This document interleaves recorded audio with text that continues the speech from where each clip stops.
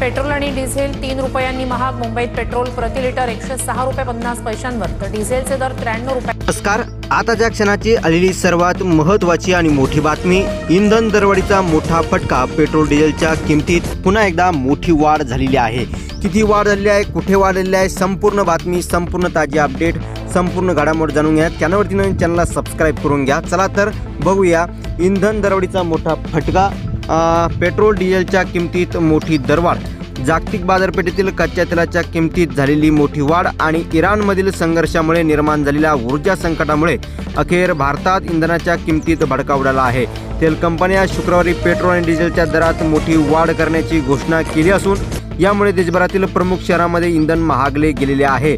गेल्या अनेक दिवसापासून स्थिर असलेले दर अचानक वाढल्याने सर्वसामान्यांच्या खिशाला आता अतिरिक्त बोजा पडणार असून महागाई वाढण्याची शक्यता निर्माण झालेली आहे. प्रमुख शहरामध्ये नवे दर या ठिकाणी आलेले आहे.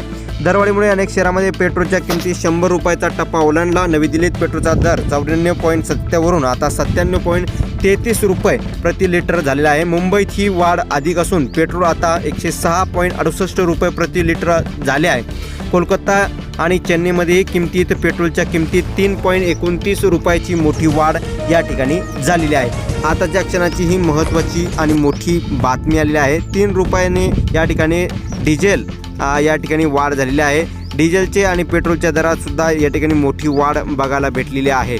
तर या ठिकाणी बघू शकता जागतिक संकट आणि भारताची स्थिती. इराणतील संघर्ष आणि स्ट्रेट ऑफ हार्मोन या संकटामुळे जागतिक ऊर्जा पुरवठ्यात अडथळे निर्माण झाले आहे. भारत आपली कच्च्या तेलाची 90% गरज आयातीद्वारे पूर्ण करतो. त्यामुळे जागतिक किमतीत बदलाचा थेट परिणाम भारतीय अर्थव्यवस्थेला होतो आहे. कच्च्या तेलाचे भाव वाढलेले असतानाही आतापर्यंत सरकारने तेल कंपन्या हा भार सोसला होता. मात्र 2026च्या पहिल्या तिमाहीत या कंपन्यांनी नुकसान